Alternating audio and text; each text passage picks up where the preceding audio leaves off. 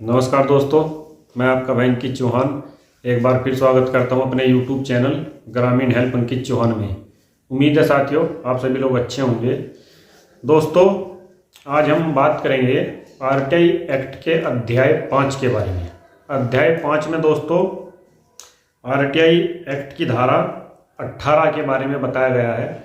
धारा 18 और जो धारा 18 के सेक्शन है यानी कि उपधाराएं हैं उसके बारे में दोस्तों अध्याय 5 में और धारा 18 में बताया गया है।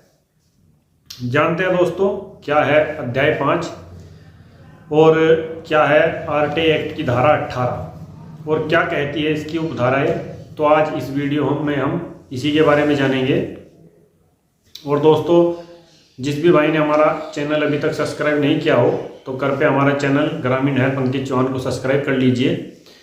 दोस्तों हम लगातार अपने चैनल पर इसी तरह की वीडियो बनाते रहते हैं। आरटीआई एक्ट से संबंधित किसी भी भाई को कोई समस्या है आरटीआई लगाने में या कोई सूचना प्राप्त करने में कोई दिक्कत परेशानी आ रही है तो दोस्तों वो मेरे नंबर पर मुझे बता सकता है और कमेंट बॉक्स में भी बता सकता है। मेरे वीडियो में मेरा नंबर मिल जाएगा। तो दोस्तों ये मेरे पास आरटीआई एक्ट है और अब मैं दोस्तों शुरू करता हूं तो आप लोग भी ध्यान से देखिए दोस्तों, सूचना आयोगों की शक्तियां और कर्तव्य, अपील तथा शास्तियां। अब इस चीज को हमें समझना है। अब मैं सूचना आयोगों की शक्तियां और कर्तव्य नंबर 1 ये है आरटीआई एक्ट की धारा 1। अब इसको दोस्तों पढ़ने जा रहा हूं। देखिए साथियों, इस अधिनियम के उपबंधों के अधीन रहते हुए यथास्थिति केंद्रीय सूचना आयोग या राज्य सूचना आयोग का यह कर्तव्य होगा कि वह निम्नलिखित किसी ऐसे व्यक्ति से शिकायत प्राप्त करे और उसकी जांच करे। देखिए दोस्तों अब इसमें नीचे कै खैड है बता दिया गया है और जो 18(1) है वो ये कह रही है दोस्तों कि केंद्रीय सूचना आयोग और जो राज्य सूचना आयोग है, यहाँ मैं आपको बताऊं साथियों केंद्रीय सूचना आयोग एक ही होता है पूरे देश में, ये मैं स्पष्ट कर दूं। और जो राज्य हैं राज्य सूचना आयोग दोस्तों अलग होते हैं। हर एक राज्य सूचना आयोग में एक मुख्य सूचना आयुक्त होते हैं और केंद्रीय सूचना आयोग में भी दोस्तों एक मुख्य सूचना आयुक्त होते हैं। फिर नीचे और सूचना आयुक्त होते हैं जो काम करते हैं। ये मैंने साथियों अपने पहले वीडियो में बताया है। तो अब दोस्तों ये अब इसका मैं क्या पढ़ने जा रहा हूं, आप लोग ध्यान से सुनते रहिए। देखिए दोस्तों कहने ये क्या कह रहे हैं, जो यथास्थिति किसी केंद्रीय लोक सूचना अधिकारी या राज्य लोक सूचना अधिकारी को इस कारण से अनुरोध प्रस्तुत करने में असमर्थ रहा है कि इस अधिनियम के अधीन ऐसे अधिकारी की नियुक्ति नहीं की गई है या यथास्थिति केंद्रीय सहायक लोक सूचना अधिकारी या राज्य सहायक लोक सूचना अधिकारी ने इस अधिनियम के अधीन सूचना या अपील के लिए धारा 19 की उपधारा 1 में विनिर्दिष्ट केंद्रीय लोक सूचना अधिकारी या राज्य लोक सूचना अधिकारी या उससे ज्येष्ठ यानी मतलब दोस्तों बड़ा यानी कि सीनियर और जूनियर, ये तो आप जानते होंगे। ज्येष्ठ का मतलब ये होता है अधिकारी या यथास्थिति केंद्रीय सूचना आयोग या राज्य सूचना आयोग को उसके आवेदन को भेजने के लिए स्वीकार करने से इनकार कर दिया है।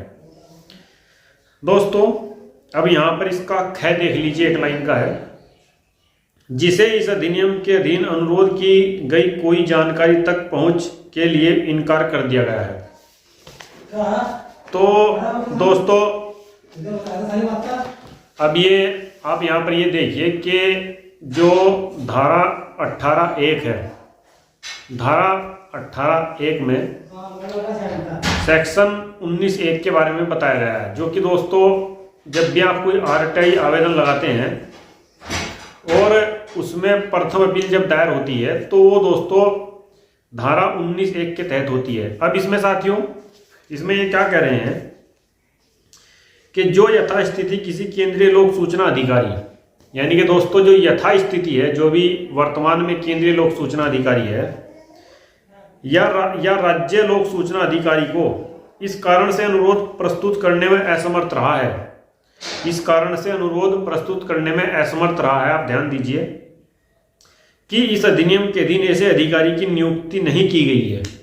यानी कि दोस्तों इस अधिनियम के अधीन जो लोक सूचना अधिकारी है या जो सहायक लोक सूचना अधिकारी है कि उनकी नियुक्ति नहीं है।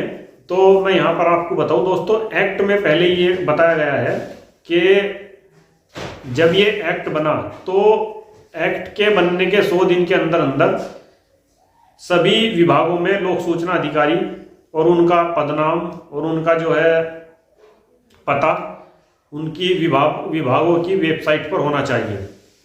ये दोस्तों पहले ही एक्ट में पूरी स्थिति क्लियर कर दी गई है। लेकिन दोस्तों सेक्शन 18(1) में दोस्तों ये क्या कह रहे हैं आगे देखिए, यदि आपने कोई आरटीआई आवेदन दायर किया है और आपको जवाब आया है कि यहाँ पर जो है कोई लोक सूचना अधिकारी नहीं है या सहायक लोक सूचना अधिकारी यहाँ पर नियुक्त नहीं है, तो ये जवाब दोस्तों कतई स्वीकार नहीं है। ये बिल्कुल गलत जवाब आपको किसी ने दिया है, यदि आपके साथ भी कुछ ऐसा हुआ है तो। इसके बाद दोस्तों यदि आपने कोई आरटीआई आवेदन लगाया उस पर आपको लिखकर दे दिया गया है कि आपकी सूचना लोकहित में नहीं है, जो अक्सर दोस्तों लोक सूचना अधिकारी करते हैं, या दोस्तों आपको जो सूचना दी है वो ऐसी सूचना दी है कि जो पढ़ने में ना आ रही हो, और दोस्तों जो सूचना आपने मांगी है उससे बिल्कुल हट के यानी कि उसके विपरीत आपको कोई सूचना ऐसी दे दी जिससे आपको कोई वास्तव मतलब ही नहीं है। तो उस स्थिति में दोस्तों आप राज्य सूचना आयोग के समक्ष धारा 18(1) के तहत दोस्तों शिकायत कर सकते हैं यदि कोई अधिकारी आपके साथ इस तरह से करता है, या दोस्तों आपके साथ कोई अधिकारी दुर्व्यवहार करता है, इसकी आप FIR भी दर्ज करा सकते हैं। और यदि आपने कोई आरटीआई आवेदन लगाया है, इस दौरान आपके साथ कोई बदतमीजी या दुर्व्यवहार होता है, तो आप राज्य सूचना आयोग को और दोस्तों अपने जिले के संबंधित SP को एक पंजीकृत डाक से तमाम अपनी दस्तावेजों के साथ, तमाम अपने सबूतों के साथ पत्र भेज सकते हैं। तो साथियों ये तो हुई धारा 18(1) की बात। धारा 18(1) में दोस्तों कैक है। अब आगे देखते हैं। अब दोस्तों ये जो है अध्याय 5 चल रहा है, इसमें डैच है। तो ये दोस्तों धारा 18 जो है काफ़ी लंबी है, तो अब मैं इसका पढ़ने जा रहा हूँ। जिसे इस अधिनियम के अधीन विनिर्दिष्ट समय सीमा के भीतर सूचना के लिए या सूचना तक पहुँच के लिए अनुरोध का उत्तर नहीं दिया गया है। देखिए दोस्तों, यदि जिसे इस अधिनियम के अधीन विनिर्दिष्ट समय सीमा के भीतर सूचना के लिए या सूचना तक पहुंच के लिए उत्तर नहीं दिया गया है, तो आप इसकी शिकायत कर सकते हैं राज्य सूचना आयोग में। अब दोस्तों जिससे ऐसी फीस की रकम या संदाय करने की अपेक्षा की गई है जो वह अनुचित समझता है या समझती है।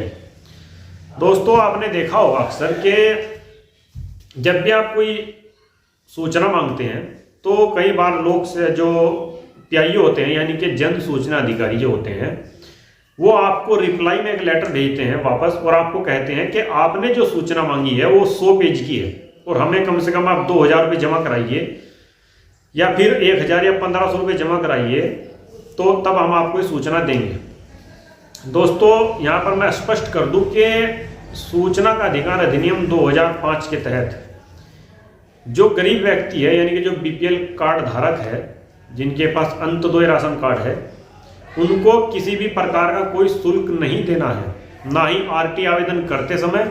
और यदि आपने कोई रिकॉर्ड मांगा है जो कि 50 पेज का है या 20 पेज का या फिर दोस्तों 1000 पेज का है, तो आपको 1 भी रुपया नहीं देना है जो लोग BPL कार्ड धारक है, जो कि अंत्योदय राशन कार्ड धारक है। यहाँ मैं ये चीज़ क्लियर कर दूँ। अब दोस्तों बात आती है जो लोग BPL कार्ड धारक नहीं है। देखिए दोस्तों, मैंने पहले भी अपने वीडियो में बताया है, यदि आपने RT आवेदन लगाया है और आपको जो है PIO का लेटर दोस्तों 30 दिन के बाद प्राप्त हो रहा है, यानी कि 30 दिन के बाद आपको ये लेटर प्राप्त हो रहा है कि आप जो है हमें इतने पैसे दीजिए तब आपको ये सूचना मिलेगी, तो दोस्तों वो भी गलत है। यदि दोस्तों PIO 30 दिन से पहले आपको लेटर भेजता है तब तो आपको जो सही फीस है वो आपको देनी पड़ेगी, लेकिन अगर उसके बाद भेजता है तो दोस्तों धारा 7(6) कहती है कि उसके बाद आप आरटीआई एक्ट की जो फीस है जो पीआईओ मांग रहा है वो देने के लिए बाध्य नहीं है, या वो जो भी रिकॉर्ड की फीस आपसे मांग रहे हैं। अब विषय आ जाता है दोस्तों ज़्यादा प्रतियों का, जो कि हमारा विषय चल रहा है। देखिए, अगर ज़्यादा फीस कोई मांगता है दोस्तों, मैं आपको बता दूं, 2 रुपये प्रति पेज होता है, और उसमें भी सुप्रीम कोर्ट का जजमेंट भी है कि 50 रुपये से ज़्यादा दोस्तों किसी भी आवेदनकर्ता से किसी भी सूरत में नहीं लिया जा सकता। दोस्तों, जन सूचना अधिकारी क्या करते हैं, जो लोग भी आरटीआई एक्ट के बारे में नहीं जानते हैं, या जो दोस्तों नए आरटीआई कार्यकर्ता है, या जो अपना किसी कार्य के लिए कोई सूचना चाहते हैं, या उन्हें कोई जानकारी चाहिए, उनको अनावश्यक रूप से परेशान करने के लिए भी दोस्तों जो जन सूचना अधिकारी है इस तरह से करते रहते हैं कि उनको भेज देते हैं लिख करके आप इतना पैसा दीजिए। तो ये दोस्तों बिल्कुल गलत है। यदि आपको 30 दिन के बाद इस तरह का लेटर प्राप्त हो रहा है तो आप सीधे इसकी राज्य सूचना आयोग में इसकी भी शिकायत कीजिए दोस्तों। तो यहाँ पर दोस्तों जो गै में बताया गया है वो यही बताया गया है कि ऐसी फीस जो जायज हो और विधि के तहत हो, विधि के अनुरूप हो, ना कि दोस्तों कुछ भी जो जन सूचना अधिकारी बताते ऐसा नहीं है। अब साथियों, अब आ जाता है दोस्तों डै। देखिए, जो यह विश्वास करता है कि उसे इस अधिनियम के दिन अपूर्ण भ्रम में डालने वाली या मिथ्या सूचना दी गई है। देखिए दोस्तों, मैंने आपको बताया भी है, यदि आपको ऐसा लगता है कि आपने जो सूचना मांगी थी वो सूचना आपको घोलमाल करके दी गई है, या फिर आपको जानबूझकर गलत जानकारी दी गई है, या दोस्तों जन सूचना अधिकारी ने आपको जो सूचना दी है वो बिल्कुल मिथ्या है, बेकार है, वो आपके किसी काम की नहीं है, या ऐसी सूचना दे दी जिसको आप पढ़ ही नहीं पा रहे हो दोस्तों, इस तरह की जो ये सूचना है दोस्तों ये भ्रामक और मिथ्या की श्रेणी में आती है, जैसा कि यहाँ इसमें ढ में बताया गया है। तो इसके लिए भी आप राज्य सूचना आयोग में शिकायत कर सकते हैं धारा 18(1) के तहत कि श्रीमान जी हमें इस तरह से जो है ये गलत सूचना दी गई है, जो कि दोस्तों एक लोक सेवक होते हुए कोई भी लोक सेवक इस तरह की जानकारी नहीं दे सकता है जो कि विधि के अनुसार ना हो।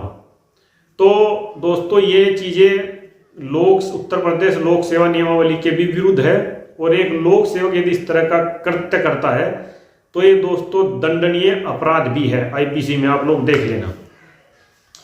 और दोस्तों इसका 6 और 2, 3, 5 तो रह गया है और 4 भी है, क्योंकि दोस्तों धारा जो 18 है इसके सब सेक्शन है, उपधाराएं हैं, तो इन्हें समझने के लिए देखिए थोड़ा टाइम तो लगता ही है। और दोस्तों जो हम किसी भी कानून के बारे में, किसी धारा के बारे में अगर जानते हैं तो उसमें दोस्तों थोड़ा समय लगता है। तो ये पूरा समझने के लिए मैं इसका 1 या 2 वीडियो और बनाऊंगा, जिससे दोस्तों आप इसको अच्छी तरह से समझ जाए।